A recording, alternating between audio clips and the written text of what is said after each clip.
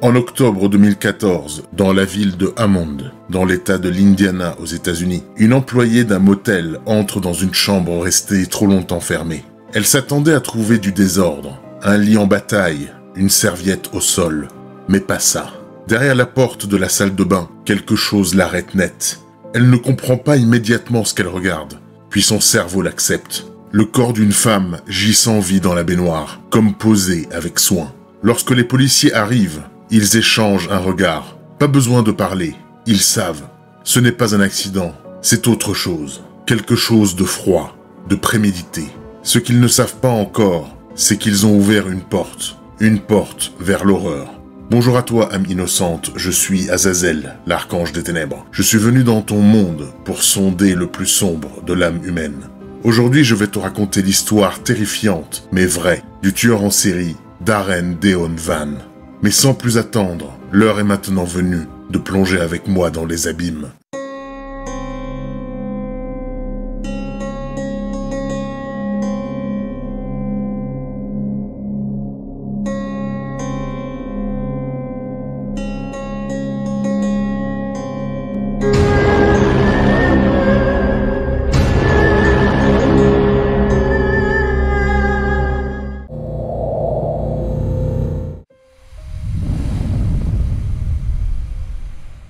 Le 21 mars 1971, dans l'état de l'Indiana, aux États-Unis, un enfant voit le jour.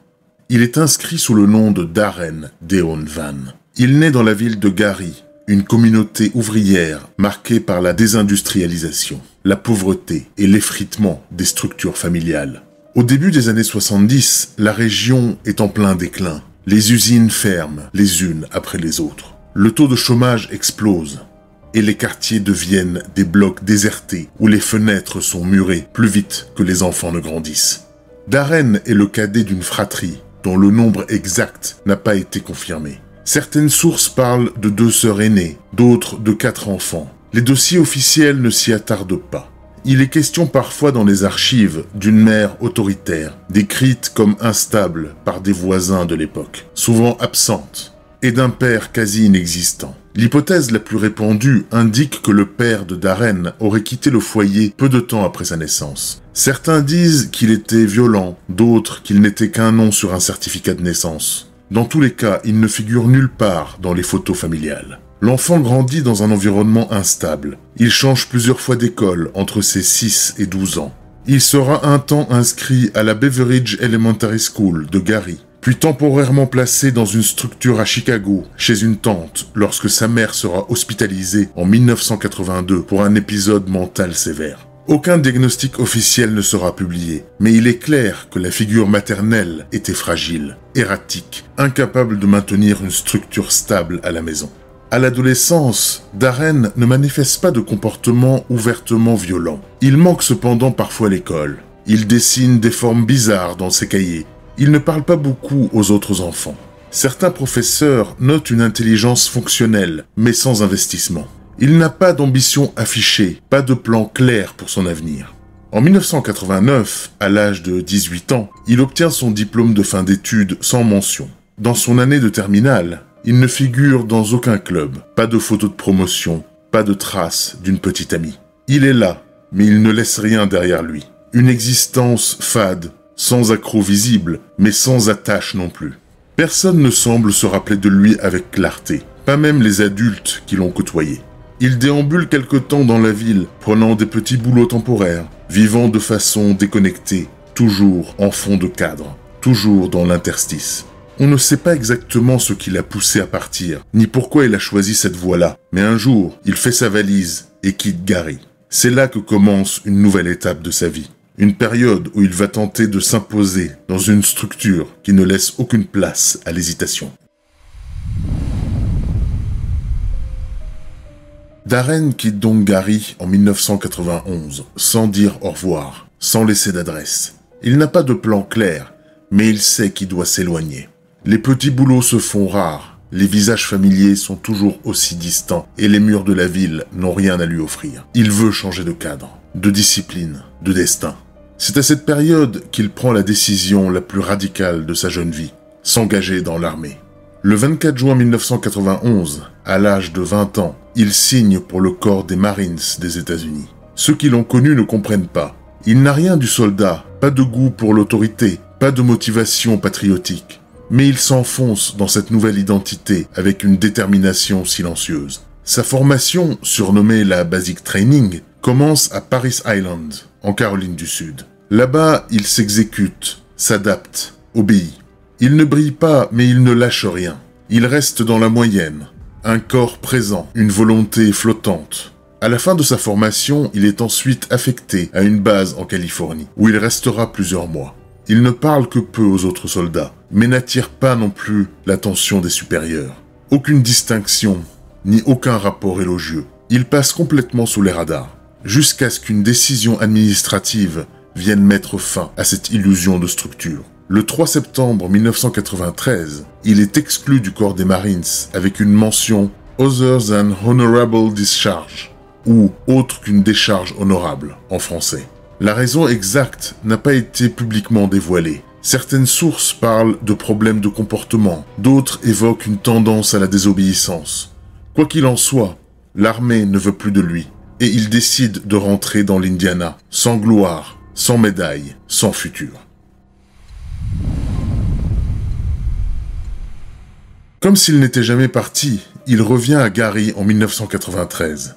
La ville l'accueille avec la même indifférence qu'au premier jour. Pas de réunion familiale, ni de fête de retour. Juste les mêmes bâtiments fissurés, les mêmes rues déjà fatiguées, les mêmes gens qui regardent ailleurs. Il a 22 ans, une exclusion militaire sur le dos, aucune expérience valable à faire valoir et aucun objectif clair. Durant les premiers mois, il enchaîne les petits jobs. Il fait ce qu'on lui dit de faire, sans enthousiasme, sans résistance non plus. Mais dans sa tête, la dérive commence. Il se sent piégé. Le système n'a rien pour lui. Il ne trouve ni respect, ni reconnaissance, ni même de quoi construire une routine. Il parle peu, mais ressasse ce qu'il a vu, ce qu'il a fait, ce qu'il n'a pas eu.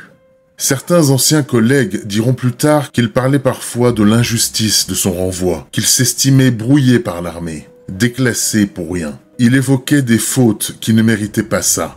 Mais il ne donnait jamais de détails, juste des fragments et des allusions. Il commence à s'isoler et à ne faire confiance à personne. L'échec de sa courte carrière militaire, l'absence de stabilité à Gary, le manque de perspective, tout cela s'empilait comme des couches invisibles. En 1995, se sentant pris au piège à Gary, il décide de partir s'installer au Texas. Il y rencontre une femme nommée Maria. Ils se marient la même année, dans le comté de Travis, au Texas. Il a 24 ans, elle est plus âgée que lui, d'une trentaine d'années. Le couple n'aura pas d'enfants en commun, mais la femme de Darren a déjà un fils né d'une relation précédente. Un garçon encore jeune, vivant sous le même toit que le couple. Selon des documents et témoignages postérieurs, ce beau-fils aurait exprimé à plusieurs reprises un malaise face à certains comportements de son beau-père Darren. Il l'aurait décrit comme instable, glaçant, incapable de montrer la moindre empathie. Il ne criait pas, il observait, parfois durant des minutes sans détourner les yeux. Il rentrait tard ou ne rentrait pas du tout. Cette atmosphère, même non dite, laisse des marques. Rapidement, les tensions apparaissent dans le couple. Sa compagne l'accusera plus tard de violence psychologique et de menaces. Elle déposera même des plaintes pour comportements inquiétants. Ce qu'elle décrit ressemble à une personne qui se coupe de tout, qui ne communique plus, qui s'enferme dans un mépris grandissant envers ceux qui l'entourent. Le divorce est finalement prononcé quelques années plus tard. C'est dans cet état d'esprit fragilisé, confus, ayant le sentiment d'être humilié par le monde, que lui vient le désir de contrôle. Il ne l'exprime pas avec des mots, mais à travers les choix qu'il fera ensuite. Le besoin de dominer, de redessiner le rapport de force, de définir ses propres règles dans un monde qu'il n'a jamais respecté les siennes. Il recherche des présences temporaires, des relations fugaces. Il va dans des quartiers défavorisés, fréquente des femmes fragilisées, parfois déjà en danger, avant même de le rencontrer. Ce sont des rencontres payantes, des services achetés. En 2007, il est arrêté pour une agression sur une femme dans le comté de Tarrant, au Texas. Il est condamné à 5 ans de prison. L'acte est violent, rapide. Ce n'est pas une perte de contrôle, c'est l'exécution d'une volonté tordue. Lors de son incarcération, il reste calme, ne créant aucun incident majeur. Mais les psychiatres qui l'observent décrivent un profil fermé, peu collaboratif, toujours dans la dénégation. Pour lui, tout est une erreur ou un malentendu. Il ne regrette rien. Il se détache de tout, même de lui-même. Il sort de prison en juillet 2013, après avoir purgé sa peine. Il est libre, mais rien en lui n'est stabilisé. Il retourne à Gary, là où tout avait commencé, là où personne ne l'attendait. Et c'est ici que l'histoire va définitivement basculer. En janvier 2014, Darren a 43 ans. Il vit dans un appartement sombre de Gary, un endroit aussi dévitalisé que lui. La ville est déjà morte dans son esprit. Pour lui, il n'y a plus rien à attendre de ce monde. Il se lève tard, marche des heures, observe les gens. Il se sent vide, mais ce vide lui donne une étrange clarté. Il a l'impression de comprendre des choses que les autres ne voient pas. Comme si sa mise à l'écart lui avait offert un regard nouveau. Il ne se voit pas comme un monstre. Il se voit comme quelqu'un qui a été écrasé trop longtemps, humilié par le système, écarté par la société, rabaissé par l'armée, trahi par les femmes. Rien n'est dit à voix haute, mais tout gronde en lui. Un mélange d'amertume, de frustration, de haine intérieure. Son esprit commence à tordre la réalité. Il ne voit plus des individus autour de lui, mais des cibles. Des présences faibles, déjà usées, dont la disparition ne ferait trembler personne. Il ne dit rien, ne note rien, mais il commence à observer certaines femmes d'un œil différent. Celles qui restent tard dans les rues, celles qui parlent aux hommes pour de l'argent, celles qui ont déjà été blessées avant lui. Il ne s'identifie pas à elles, il ne les prend pas en pitié, il imagine des choses dans son esprit. Et puis, un jour, le point de rupture arrive. Il ne le prévoit pas, mais il ne le refuse pas non plus. Tehera Batey est là, à quelques mètres. Elle attend, comme tant d'autres avant elle, que la nuit lui donne un peu d'argent pour tenir quelques jours.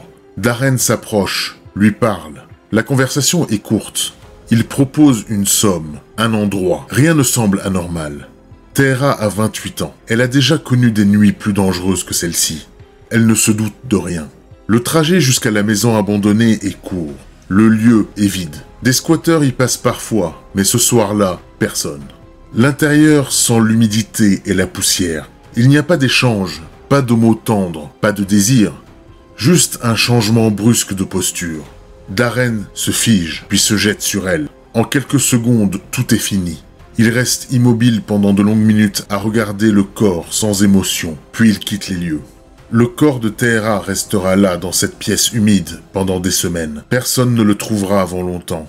Personne ne saura ce qui s'est vraiment passé. Ce que Darren sait en revanche, c'est ce que cela lui a fait. Ce n'était pas de la colère, pas de la joie non plus, mais une sorte de calme, une réponse. Pour la première fois depuis des années, il se sent puissant, capable d'agir, de faire disparaître, d'écrire une histoire que personne ne connaîtra. Il rentre chez lui comme si de rien n'était. Aucun tremblement, aucun signe extérieur. Ce n'est pas un moment d'égarement, c'est un début. 2 semaines seulement après la mort de Tehera, Darren ressent un manque. Il ne le formule pas, mais il le vit dans sa chair. Quelque chose lui manque quand il marche dans les rues. Il regarde autour de lui, non plus comme un observateur, mais comme un prédateur, qui aime ce qu'il a découvert en lui. Ce n'est pas l'adrénaline, c'est mieux que ça. Il a franchi une limite que la plupart des gens ne franchissent jamais. Et il n'en est pas ressorti blessé. Au contraire, il s'est reconstruit là-dedans. Il s'est trouvé une place. Le monde ne lui offrait rien et il s'est créé sa propre fonction. Le deuxième meurtre ne s'impose pas comme une urgence, mais comme une évidence. Il doit le faire. Il veut revoir cette lueur s'éteindre. Il veut ressentir ce froid en lui, cette impression d'être au-dessus des autres. Tanya Gatlin, 27 ans, marche seule ce soir-là. Elle a été vue quelques heures plus tôt au coin de Mississippi Street. Elle est connue dans le secteur. Son parcours ressemble à celui de Tehera, fragile, précaire, parfois dépendante. Darren la repère. Il ne l'aborde pas tout de suite, il l'observe. Elle s'arrête devant une station-service déserte. Il s'approche. Le contact est rapide. Il sait exactement quoi dire pour faire tomber les barrières. Il parle calmement, propose un trajet. Tanya hésite, puis accepte. Elle ne sait pas que l'endroit choisi est une nouvelle maison délaissée, à peine quelques blocs de là où il a laissé le corps de la première victime. Cette proximité n'est pas une erreur, c'est une manière pour lui de contrôler son terrain, de dominer le secteur, comme si ces murs abandonnés lui appartenaient désormais. Une fois à l'intérieur, le même schéma se répète. Pas de mots inutiles, pas d'hésitation. Darren passe à l'acte et l'étouffe avec une maîtrise étrange, comme s'il avait répété la scène, comme s'il avait attendu ce moment. Après avoir fini, il laisse le corps de Tanya au sol et ressort avec la même impassibilité. Il ne regrette rien, il ne fléchit pas. C'est comme une habitude qui se forme, une routine macabre qui lui donne du sens.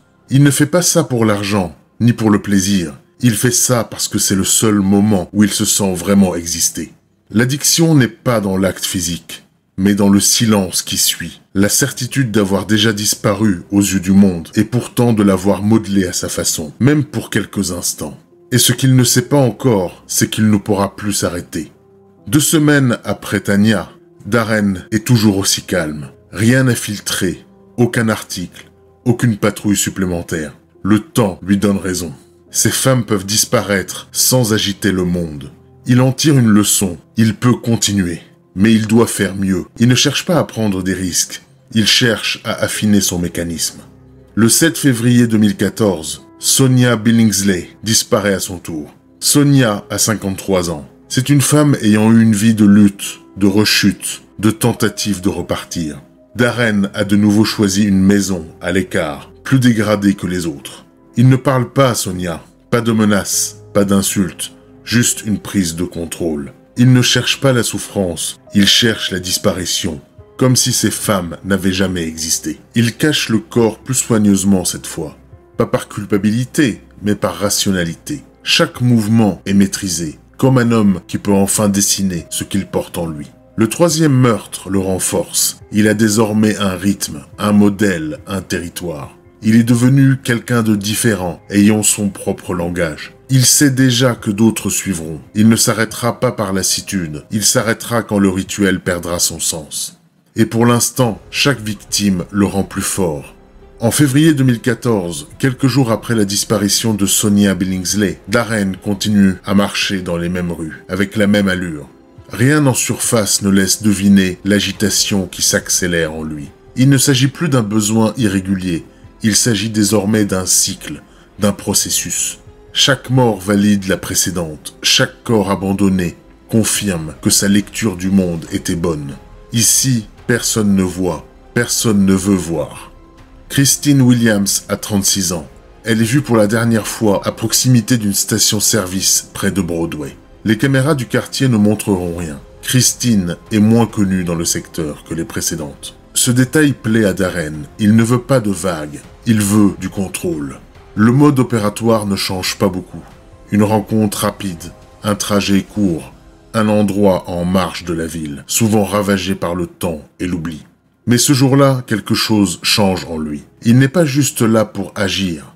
Il observe avant. Il prend plus de temps, comme s'il voulait comprendre la structure, décrypter le rythme de la peur. L'exécution reste sobre, mécanique, efficace. Mais après, il reste plus longtemps. Il regarde, il analyse. Ce n'est pas de la culpabilité, c'est une froide curiosité.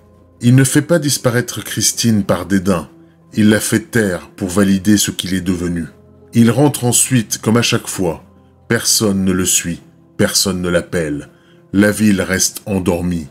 Et lui, dans cette immobilité générale, continue à avancer, prêt pour la prochaine.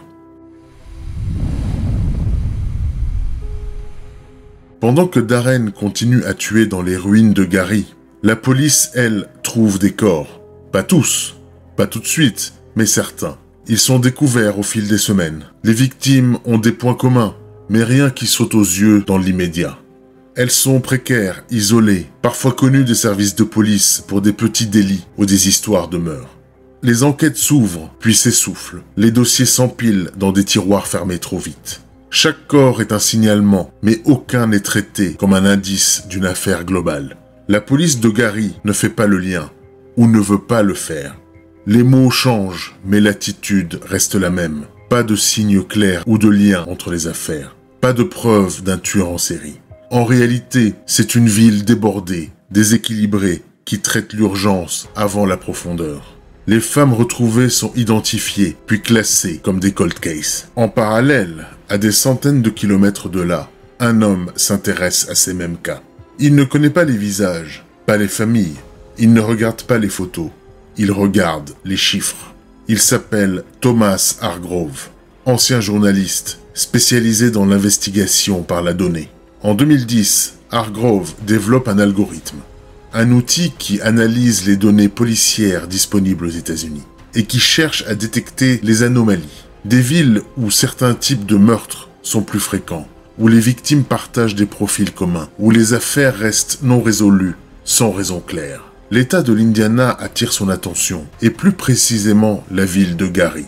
Là, le nombre de femmes retrouvées, étouffées dans des maisons abandonnées, est trop élevé pour être une coïncidence. Hargrove ne voit pas une histoire, il voit une courbe, une dérive statistique. Il sait ce que ça signifie. Il a vu d'autres villes afficher ce genre de signaux. À chaque fois, il y avait un tueur. Il prend contact avec les autorités de Gary. Il partage ses données. Il écrit. Il insiste. Mais rien ne change. On ne le croit pas. Pas par défiance, mais par désintérêt. Pour les enquêteurs locaux, il est loin. C'est un homme de chiffres, pas de terrain. Ses alertes ne sont pas des preuves. Ses intuitions ne sont pas des aveux. Et pourtant, en 2014, il continue à signaler. Il ajuste son modèle. Il met à jour les données. Il observe un rythme, une méthode, une patience froide. Ce qu'il ne sait pas, c'est que son algorithme vient de capter en temps réel les mouvements d'un tueur en série qui agit dans l'ombre. Ce qu'il sait, c'est que la police, elle, ne le voit toujours pas. Après Christine Williams, Darren entre dans une nouvelle phase. Il ne fait plus d'efforts pour espacer ses meurtres. Il ne se méfie plus. Il n'a pas besoin de se cacher. L'absence de réaction l'encourage. Chaque victime devient une étape de plus dans son processus personnel. Il ne les choisit pas par haine, il les choisit par opportunité. Entre juin et octobre 2014, 3 femmes disparaissent. Tracy Martin, 41 ans, puis Annis Jones, 35 ans. Les deux sont retrouvées plus tard dans des maisons abandonnées. Pour chacune, le rituel reste le même. Aucun élan de violence excessive, aucun message laissé, juste une disparition maîtrisée. Il y a chez Darren une forme d'économie froide, une efficacité qui ne cherche ni le spectacle, ni la provocation. Il ne veut pas qu'on le voie, il veut qu'on lui laisse cet espace. Et tant que personne ne s'y intéresse, il continue. Le 17 octobre 2014, il passe à nouveau à l'action. Mais ce jour-là, les choses ne se passent pas comme prévu. La dernière femme qu'il contacte est jeune, dynamique. Elle s'appelle Africa Hardy, 19 ans. Elle ne vit pas dans les rues, elle n'est pas seule. C'est une étudiante qui arrondit ses fins de mois en acceptant des rendez-vous via un service en ligne. Ce jour-là, elle programme le rendez-vous, donne les informations à son ami qui surveille en arrière-plan. Darren utilise un faux nom, un numéro temporaire. Le lieu fixé est une chambre du motel 6 à Hammond. Il se présente comme un client normal. Il semble calme. Puis quelques heures plus tard, le rendez-vous a lieu. Quelques minutes après l'entrée dans la chambre, le téléphone d'Africa ne répond plus. Son ami tente de la joindre, envoie des messages. Rien. Au bout de quelques heures, elle alerte la police. Elle donne l'adresse, elle fournit le profil, la description, les dernières communications. Au même moment, une employée du motel découvre le corps sans vie d'Africa dans une des chambres et appelle la police. Ce que les enquêteurs découvrent dans la chambre du motel les marque immédiatement. Africa est étendue dans la baignoire. Elle a été étouffée. Il n'y a aucune tentative de fuite, aucune trace de violence brutale ou de lutte prolongée. Tout semble avoir été fait dans un calme dérangeant. Mais cette fois, il y a des indices, des mouvements, des messages, des détails qui permettent à la police de lancer une enquête active, immédiate. C'est la première fois que l'une de ses victimes est aussi bien connectée. La mort d'Africa Hardy va faire ce que les autres n'avaient pas réussi, déclencher une réaction. Dans l'ombre, Darren ne le sait pas encore. Il croit avoir encore le contrôle. Il croit que cette mort sera, comme les autres, un point sans suite. Mais pour la première fois, la machine policière se met véritablement en marche. Dès les premières minutes, après la découverte du corps d'Africa Hardy, la police de Hammond prend l'affaire au sérieux. La scène est étrangement propre. Le corps est positionné dans la baignoire sans signe de violence désordonnée, comme si le geste avait été posé, répété. Mais ce qui fera la différence, ce sont les données. Les agents analysent le téléphone de la victime. Ils y trouvent une conversation avec un client récent, un nom, un numéro temporaire, une série d'échanges par messagerie. L'horodatage correspond parfaitement au moment de sa disparition. Les caméras du motel sont consultées. Un homme entre dans la chambre. Il porte une casquette, marche d'un pas assuré. La sortie se fait 30 minutes plus tard. Même vêtements, même démarche. À partir de là, tout s'accélère. Les enquêteurs obtiennent les informations liées au compte utilisé pour contacter Africa. Le téléphone est rattaché à un utilisateur récent. Mais grâce aux données fournies par le fournisseur d'accès, ils réussissent à localiser la zone géographique d'utilisation. Une surveillance est alors mise en place en quelques heures. Un homme est interpellé dans une voiture correspondant au signalement. Il s'appelle Darren Deon Van. Il ne résiste pas, ne pose aucune question, ne nie rien. Juste une attitude froide, une espèce d'attente, comme s'il avait toujours su que ce moment allait arriver. Au commissariat, on l'installe dans une petite salle. Quelques questions simples pour commencer. Ses allées et venues, ses contacts récents, son emploi du temps. Darren répond sans tension. Sa voix est calme, nette, posée. Puis l'enquêteur mentionne Africa Hardy. Pas d'accusation frontale, juste un nom, une question ouverte. Le temps d'un instant, Darren ne répond pas. Il regarde autre part. Pas par gêne, plutôt comme un homme qui évalue. Et ensuite, il parle. Pas dans le détail, mais assez pour faire trembler la pièce. Oui, il la connaissait. Oui, il était là. Oui, il l'a fait. L'aveu tombe. Sec. Mais ce n'est pas le pire. Ce n'est que le début. 1 heure plus tard, il demande à parler de nouveaux enquêteurs. Il dit qu'il y en a d'autres. Mais combien? L'enquêteur s'attend à 2, peut-être 3. Darren lève les yeux. Il dit 7. 7 femmes, tuées entre janvier et octobre. Il les appelle des erreurs ou des mistakes en anglais. Le terme est froid, mécanique. Il ne raconte pas pour alléger sa conscience, il énumère comme s'il déroulait un rapport de mission. Il indique des adresses, des bâtiments oubliés, des endroits précis. L'enquêteur note, doute, mais fait vérifier. Chaque lieu mène à un corps, 7 en tout. Un par un, il les fait réapparaître. Chacune de ces révélations vient réanimer une affaire classée. C'est plus qu'une confession, c'est une cartographie. Darren ne cherche pas à négocier. Il ne cherche pas à s'en sortir, il déballe une vérité, comme on transmet une fiche technique. Il n'a pas de regrets, pas de fierté non plus. Il dit les faits, point par point, avec la même neutralité que s'il parlait d'une série de tâches exécutées par nécessité. Après 2 jours d'interrogatoire, les policiers ont devant eux ce qu'ils n'imaginaient plus. Le visage d'un tueur en série dont ils avaient les dossiers depuis des mois, sans jamais les connecter. Après ses aveux, Darren est inculpé de 7 meurtres et incarcéré en attente de son procès. Après ses aveux, la machine judiciaire se met en mouvement. Le tueur n'est plus qu'un nom sur un dossier, mais un corps enchaîné devant des familles dévastées. L'heure n'est plus au mystère, l'heure est à la justice. Dès l'annonce des 7 chefs d'accusation pour meurtre, avec circonstances aggravantes, le procureur du comté de Lake, Bernard Carter, annonce la couleur. Il demandera la peine de mort. Le dossier est solide. Les aveux sont complets. Les corps ont été retrouvés. Les autorités pensent avoir devant eux un procès simple, net, rapide. Mais c'était sous-estimer l'étrange mécanique qui habite Darren Deon Van. Le temps s'étire. Les avocats de la défense déposent requête sur requête. Ils mettent en avant l'état mental de leur client, sa capacité à comprendre les procédures, sa vision du monde. Le procès est reporté. Pendant 4 années, Darren semble jouer avec les délais. Parfois, il parle. Parfois, il refuse. Il change de position. Il adopte une attitude de défi. Parfois hostile. Parfois vide. Les familles attendent. Elles viennent à chaque audience. Elles regardent l'homme qui a pris leur fille, leur mère, leur sœur.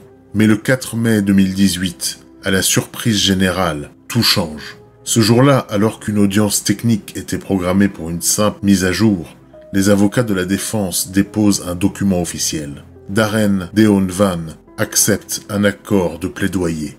En échange de cet accord, le procureur renonce à demander la peine de mort.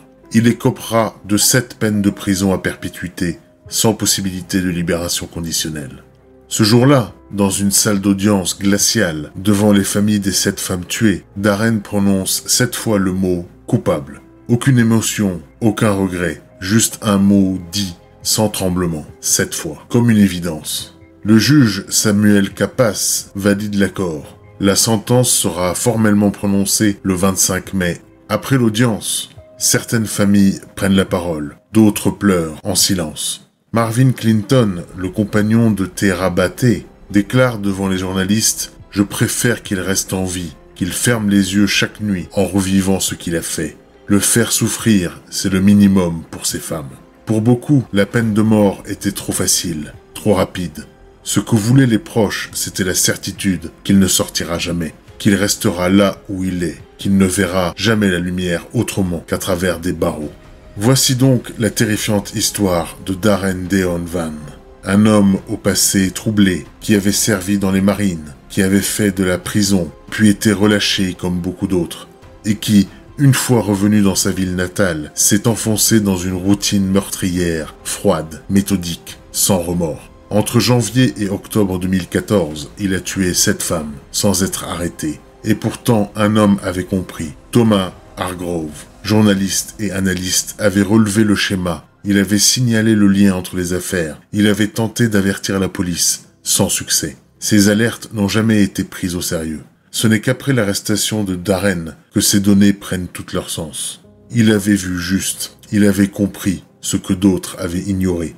À la sortie de cette vidéo, Darren Van est incarcéré à perpétuité, sans possibilité de libération. Il ne s'est jamais expliqué, il a avoué par froideur, pas par culpabilité. Certaines familles n'ont toujours aucune réponse. Ils ne parlent que lorsqu'ils le décident, comme s'ils voulaient garder une part de contrôle, une part de pouvoir, une part d'ombre. Si tu as aimé cette vidéo, n'hésite pas à t'abonner à la chaîne et à activer la cloche pour recevoir les notifications. Tu peux aussi me suivre sur mes différents réseaux sociaux pour ne rien manquer de mes actualités. Tu peux aussi cliquer sur l'une des vidéos qui s'affichent en haut de ton écran. Des histoires tout aussi froides, vertigineuses et réelles, des plongées dans l'esprit de ceux qui ont dépassé toute limite. Je suis curieux d'avoir ton avis sur cette affaire dans les commentaires de cette vidéo. Pour ma part, je te donne rendez-vous très bientôt pour une nouvelle histoire terrifiante. À très vite dans tes cauchemars.